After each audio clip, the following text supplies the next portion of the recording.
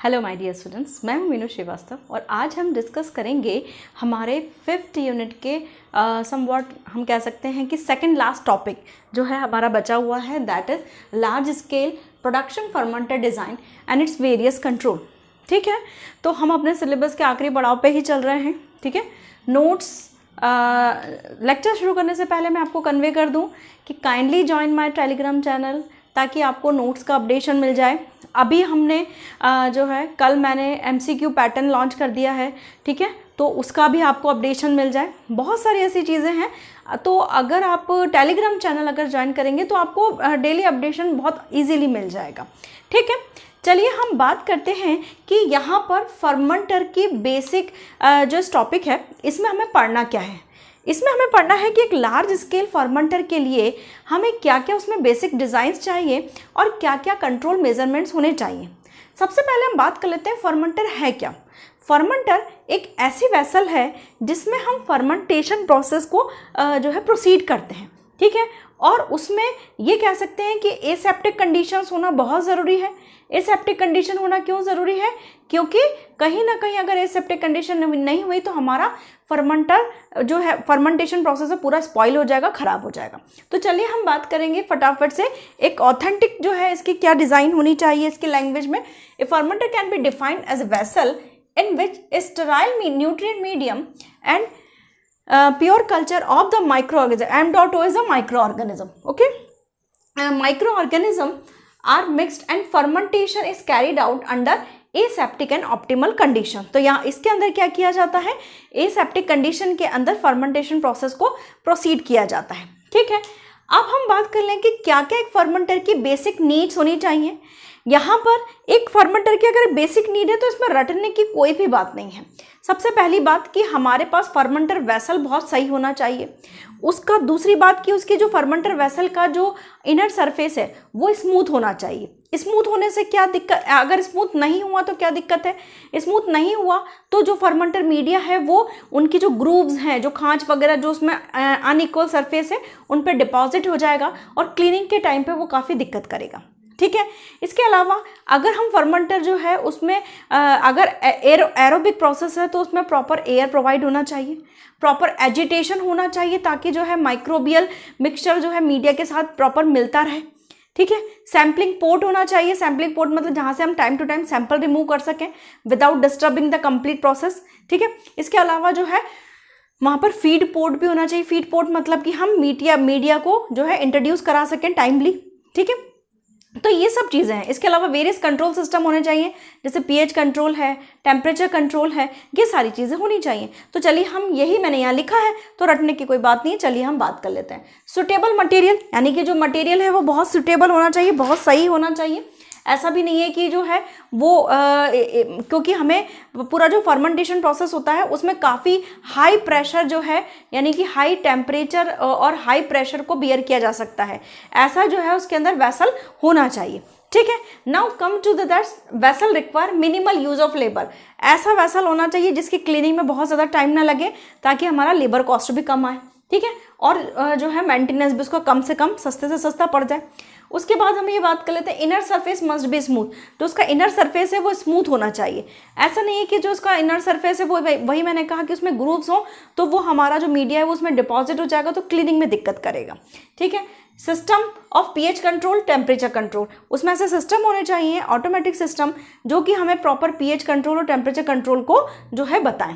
Aerobic process है तो adequate aeration चाहिए, एडिक्वेट एजिटेशन भी चाहिए। ठीक है, to avoid vortex baffles must be provided. Vortex क्या होता है? वर्टेक्स होता है कि जब मीडिया घूम रहा होता है थ्रू द एजिटेटर तो वहाँ पर जो है वर्टेक्स बनने लगता है, एक तरह का घूम बनने लगता है जिससे माइक्रोबियल ग्रोथ जो होती है वो रुक जाती है। तो उसके लिए बैफल्स यूज़ किए जाते हैं ताकि जो है फर्मेंटर के अंदर जो है वो वर्टेक्स फॉर्म ना हो। उसके बाद यहाँ पर प्रॉपर ड्रेनेज सिस्टम होना चाहिए, यानी कि जो एग्जिट पोर्ट है वो सही होना चाहिए। ठीक है, ऐसा नहीं है कि हमको उसको पूरा ऐसे उड़ेलना पड़ रहा है, पूरा उसको रोटेट करना पड़ रहा है, यानी कि एग्जिट सिस्टम बहुत इजी वे में होना चाहिए। उसके बाद सैम्पलिंग पॉइंट तो होना ही चाहिए, sampling point must be present. तो सैम्पलिंग यानी कि टाइम टू टाइम हमें सैंपल लेने के लिए जो पॉइंट है वो होना चाहिए। Now come to the criteria consider during the fermented design. वही चीज इसमें मैंने दोबारा से यहाँ पे लिखी है, क्योंकि कई लोग आपको कई जगह आपको क्राइटेरियाज के बेसिस पे पूछ लेते हैं, कई बेसिक नीड पे पूछ लेते हैं, इसलिए मैंने दोनों पॉइंट्स को सेम जो है सिर्फ यहाँ पर वर्ड चेंज कर दिया क्राइटेरिया, तो कहीं से कहीं तक कुछ अलग नहीं है। वही कि ऐसा वेसल होना चाहिए which can withstand high pressure, जो बहुत हाई प्रेशर को बियर कर सके। कोरोजन प्रूफ मटेरियल होना चाहिए, ऐसा नहीं उसमें जंग लग रही है, ठीक है, इस तरह जैसे स्टेनलेस स्टील को लेना चाहिए उसमें, ठीक है। प्रॉपर एजिटेशन होना चाहिए, टेम्परेचर पीएच कंट्रोल होना चाहिए, सैम्पलिंग पोर्ट होना चाहिए, ड्रेनेज सिस्टम होना चाहिए, फोम ब्रेकर होना चाहिए, यानी कि उसमें फोम हट जाना चाहिए, इस तरीके के एंटी फॉर्मिंग एजेंट लगाने चाहिए, और इसके अलावा वर्टेक्स को हटाने के लिए बैफल्स यहाँ पर लगाने चाहिए, ठीक है। सेम वही है क्राइटेरिया और बेसिक नीड।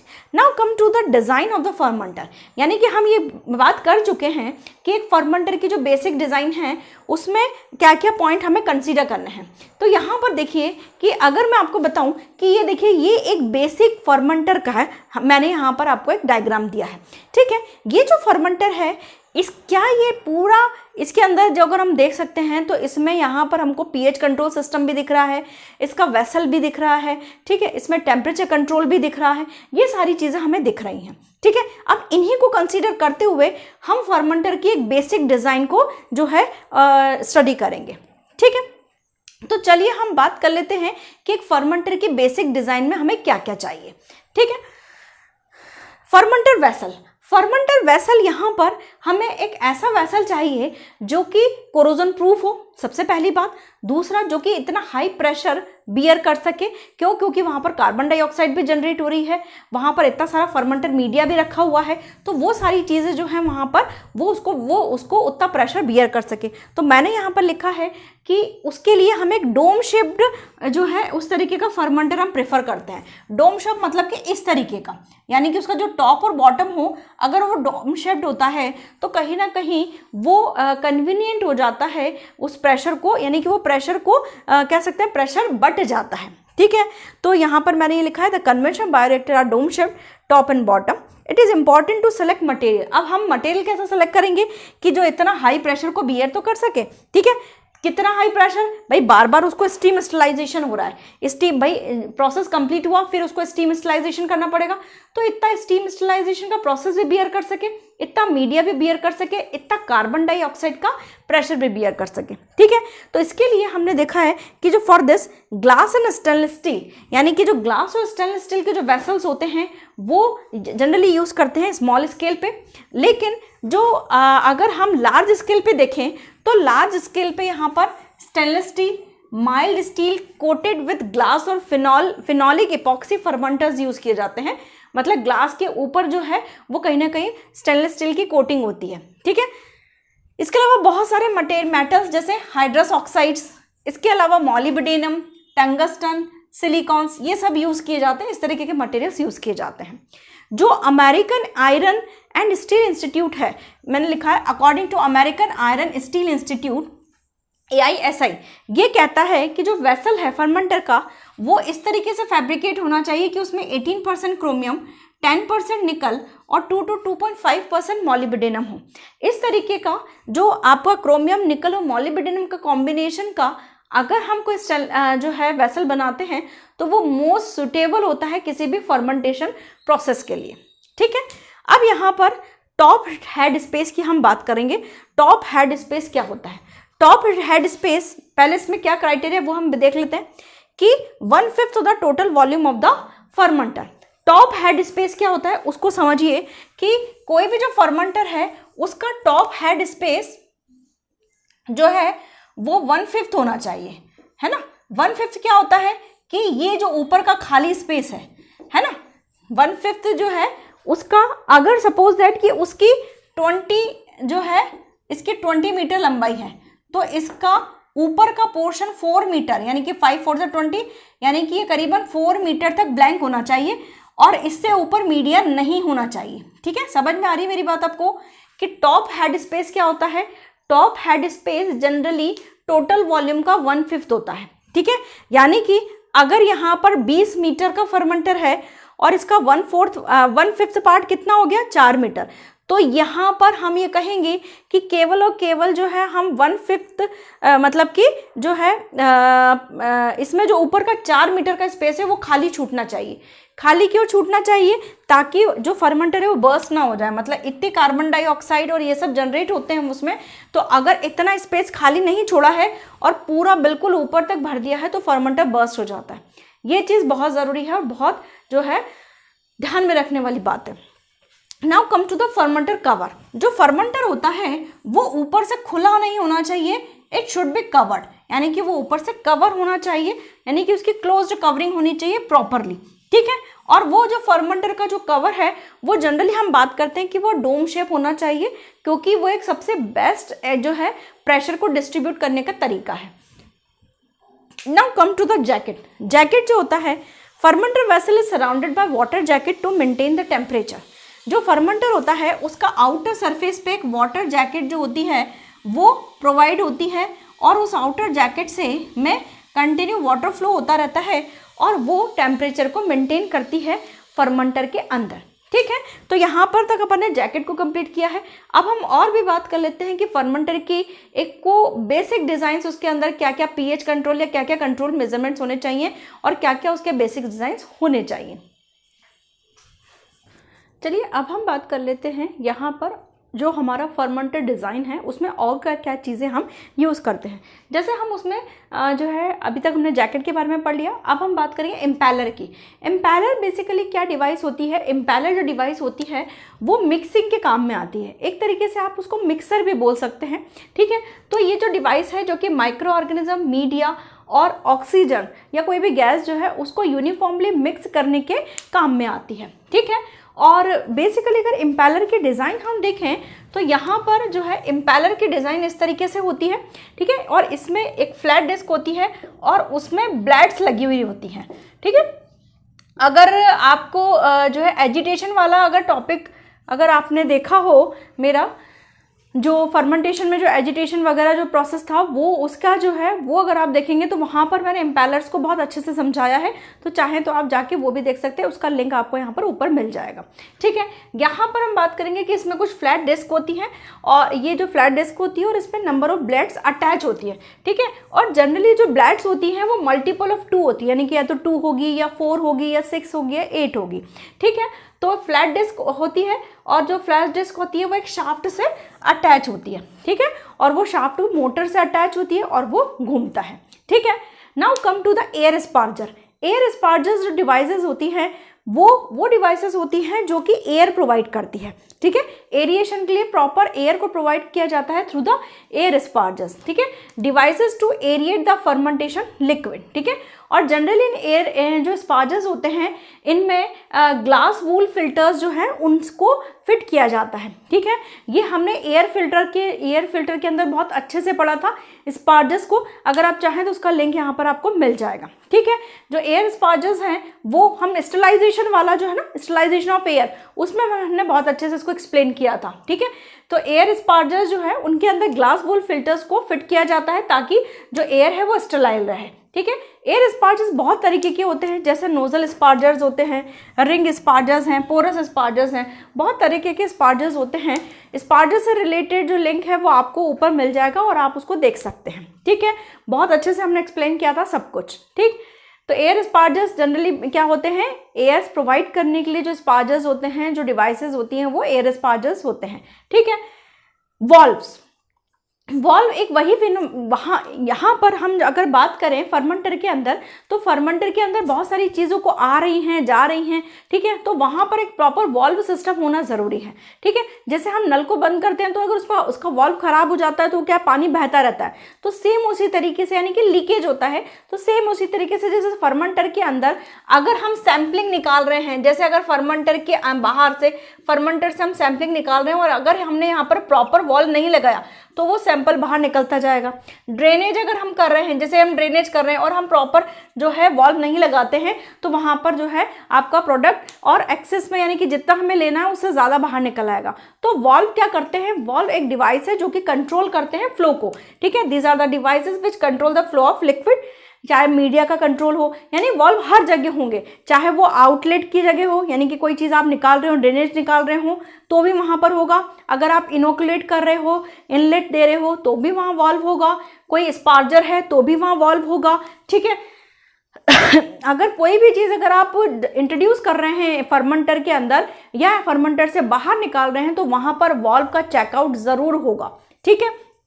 जैसे गेट, अब वाल्व बहुत तरीके के, जैसे गेट वाल्व है, ग्लोब वाल्व है, पिस्टन वाल्व है, चेक वाल्व है, बॉल वाल्व है, बहुत अलग अलग तरीके के वाल्व सिस्टम होते हैं, ठीक है। Now come to the auxiliary tank. What is the auxiliary tank? Actually जो कंटिन्यूस फर्मेंटर्स होते हैं, कंटिन्यूस फर्मेंटर में हमें क्या किया जाता है कि अगर हम देखें तो कंटिन्यूस फर्मेंटर के अंदर जो मेन फर्मेंटर होता है ना, मेन फर्मेंटर को ऑक्सिलरी ऑक्सिलरी टैंक हम समझ रहे हैं।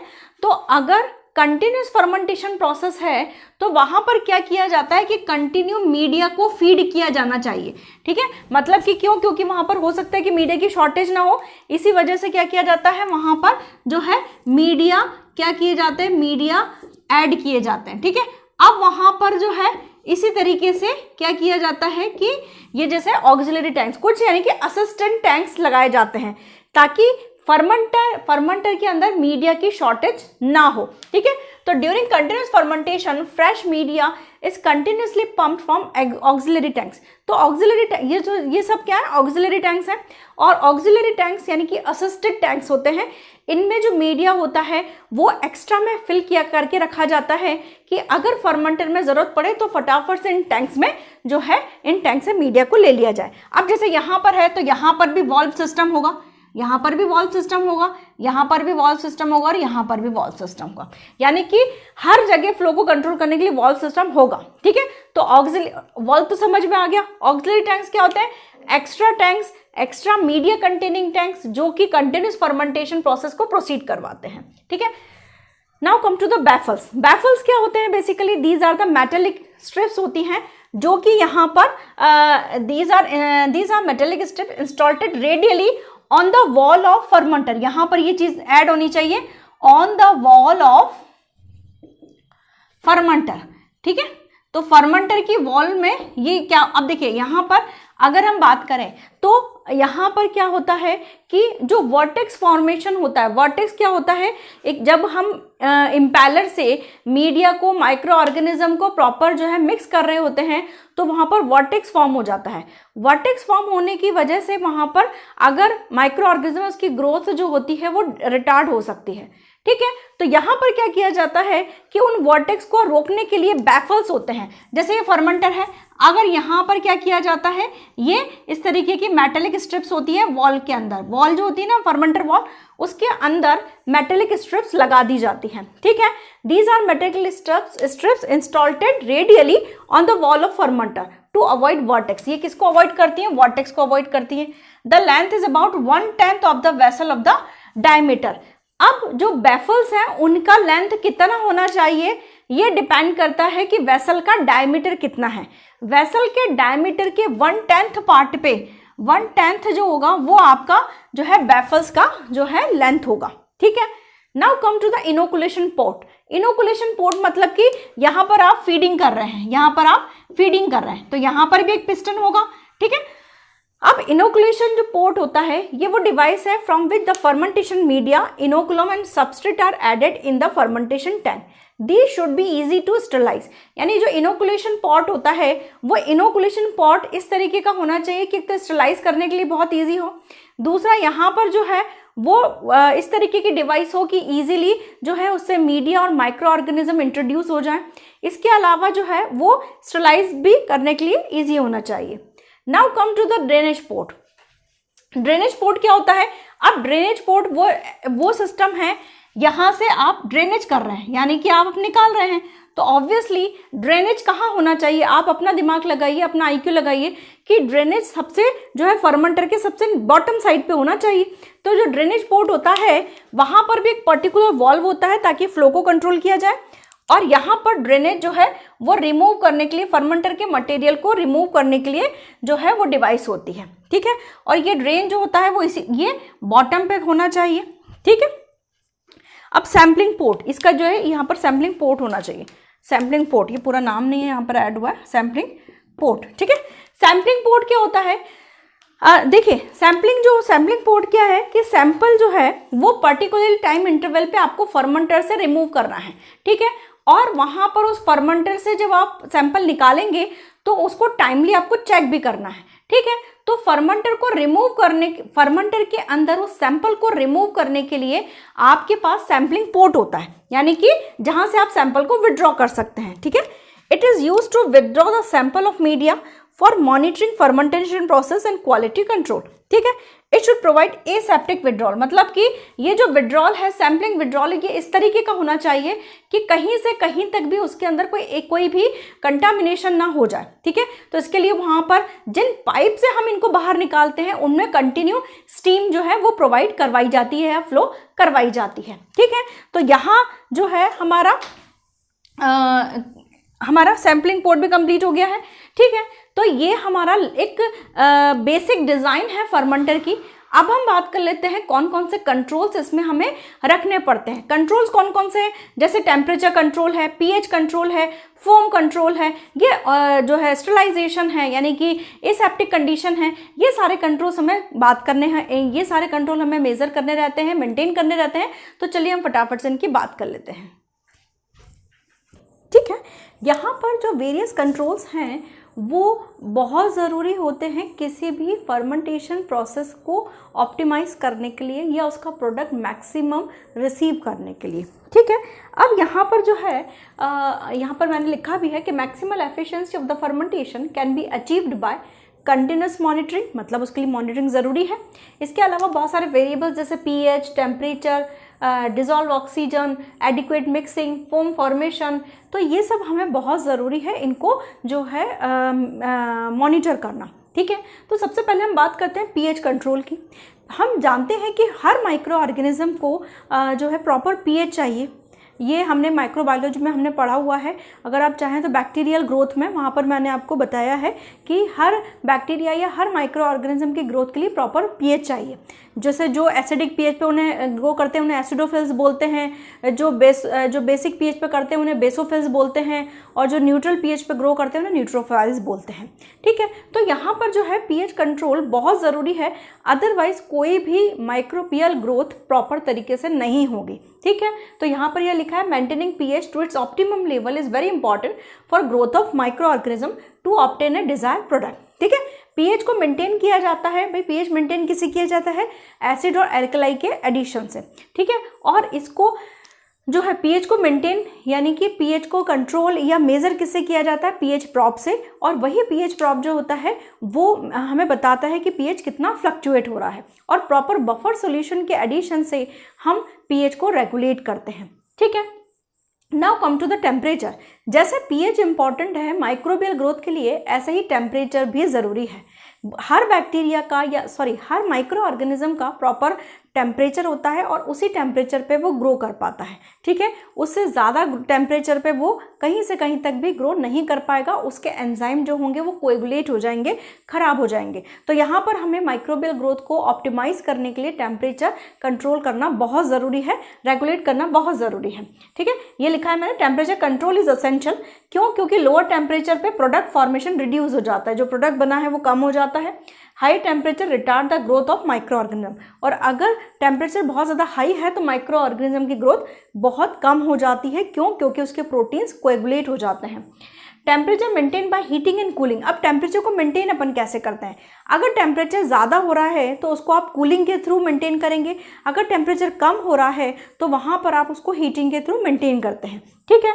तो at the small scale level, अगर स्मॉल स्केल पे हम देखें तो temperature is controlled by thermostatically control water bath. यहाँ पर अगर स्मॉल स्केल पर अगर हम कंट्रोल करना चाहें या रेगुलेट करना चाहें टेम्परेचर को, तो हम थर्मोस्टेटिकली वाटर बाथ की मदद लेते हैं। लेकिन यहाँ पर अगर हम लार्ज लेवल पे देखें, at the large scale the temperature is controlled by internal coils, यानी कि उस फर्मेंटर के अंदर जो कॉइल्स होती हैं उनके थ्रू मेंटेन किया जाता है, या कुछ हीटिंग जैकेट्स होती हैं, ठीक है। हीटिंग जैकेट से हम गर्म करते हैं और कूलिंग जैकेट से हम टेम्परेचर को कम करते हैं, ठीक है। इसके अलावा सिलिकॉन रबर जैकेट्स भी होती हैं जिनमें से कंटिन्यू हम वाटर सर्कुलेट भी करते हैं। अगर हमें टेम्परेचर ज़्यादा करना है तो उसमें हम गर्म पानी जो है सर्कुलेट किया जाता है, और अगर वहाँ पर टेम्परेचर कम करना है तो वहाँ पर ठंडे या कूल वाटर को सर्कुलेट किया जाता है, ठीक है। Now come to the dissolve oxygen. Dissolve oxygen बहुत असेंशियल है अगर एरोबिक प्रोसेस है, खास तौर से उसके लिए, ठीक है।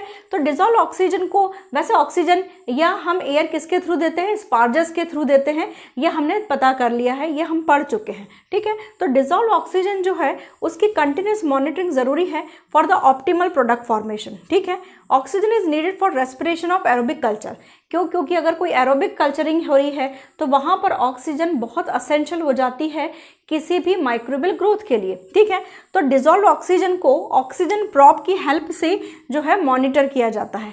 Dissolve oxygen is monitored by the oxygen probe, ठीक है। और ये जो प्रॉब्स होते हैं ये बेसिकली स्टेनलेस स्टील के बने होते हैं। ये किसके बने होते हैं? स्टेनलेस स्टील के, और इनको स्टरलाइज करके और मीडियम में इंसर्ट कर दिया जाता है, ठीक है। और यहाँ पर जो है एयर हम बता सकते हैं कि किसके थ्रू जो है प्रोवाइड होती है, स्पार्जस के थ्रू प्रोवाइडेड होती है, ठीक है। तो डिजोल्व ऑक्सीजन हमें समझ में आ गया। एरोबिक कल्चर में डिजोल्व ऑक्सीजन का बहुत रोल है, एनारोबिक कल्चर में इतनी ज़रूरत नहीं पड़ती है क्योंकि वहाँ पर ऑक्सीजन की ज़रूरत नहीं है, ठीक है। Form control. अब फॉर्म बनता कैसे है या झाग बनता कैसे है? एक्चुअली जो मीडिया होता है वो हाईली प्रोटीन रिच होता है, और जब किसी प्रोटीन कंटेंट में आप बहुत हाई स्पीड में अगर एयर प्रोवाइड करेंगे तो वो फॉर्म कर देता है, यानी कि वो फॉर्म बनाता है, ठीक है। इसके अलावा जो कार्बन डाइऑक्साइड की वजह से भी जो है फॉर्म बनते हैं, या मेटाबॉलिक या माइक्रोबियल मेटाबॉलिक एक्टिविटी की वजह से भी फॉर्म बनते हैं, यानी कि या तो एक तो प्रोटीन की वजह से, ठीक है, इसके अलावा माइक्रोबियल मेटाबॉलिक एक्टिविटीज़ की वजह से फॉर्म बन रहे हैं, और इसके अलावा कार्बन डाइऑक्साइड, यानी ये 3 रीज़न है कि फॉर्म बनते हैं, ठीक है। इन फॉर्म को रोकने के लिए, अच्छा इनको रोकना क्यों ज़रूरी है? क्यों? क्योंकि अगर जो हमने कहा था जो टॉप हेड स्पेस है उसमें अगर फॉर्म इकट्ठे हो जाएंगे तो वो सबस्ट्रेट के ऊपर जो माइक्रोब्स हैं उनकी ग्रोथ को टर्मिनेट करते हैं या इंटरप्ट करते हैं, ठीक है। तो इसके लिए हमें बहुत सारे एंटी फॉर्मिंग एजेंट्स का यूज़ करना पड़ता है। तो हम ऐसे मिनरल ऑयल्स यूज़ करते हैं जो कि सिलिकॉन बेस्ड होते हैं, ठीक है। इसके अलावा वेजिटेबल ऑयल्स भी यूज़ करते हैं, और पॉलीडाइमिथाइल सिलोक्सेन भी जो है एक खास तौर से यूज़ किया जाने वाला एंटी फॉर्मिंग एजेंट है। इसके अलावा हम यहाँ पर एक मैकेनिकल डिवाइस यूज़ करते हैं, उस मैकेनिकल डिवाइस को फर्मेंटर के टॉप पे फिट कर दिया जाता है और उसमें से ऐसे ऐसे स्पाइंस लगे हुए रहते हैं, ठीक है। अब क्या होता है कि जब भी इससे फॉर्म टकराता है तो वो फूट जाता है या ब्रेक हो जाता है, वो बबल्स ब्रेक हो जाते हैं। तो यहाँ पर हम बोल रहे हैं मैकेनिकल डिवाइस, ये फॉर्म ब्रेकर है। These device fitted at the top they break the foam और बबल्स, ठीक है। तो यहाँ पर जो है हमने बहुत सारे कंट्रोल्स मेजरमेंट्स देखे, जैसे आपका फोम कंट्रोल है, डिजोल्व ऑक्सीजन कंट्रोल है, पीएच कंट्रोल है, टेम्परेचर कंट्रोल है। तो ये सारे कंट्रोल्स और मेजरमेंट्स बहुत ज़रूरी हैं for optimize the fermentation process. I hope आपको लेक्चर समझ में आया होगा। कोई भी डाउट है कमेंट सेक्शन में पूछिए, otherwise please like share and subscribe. Thank you.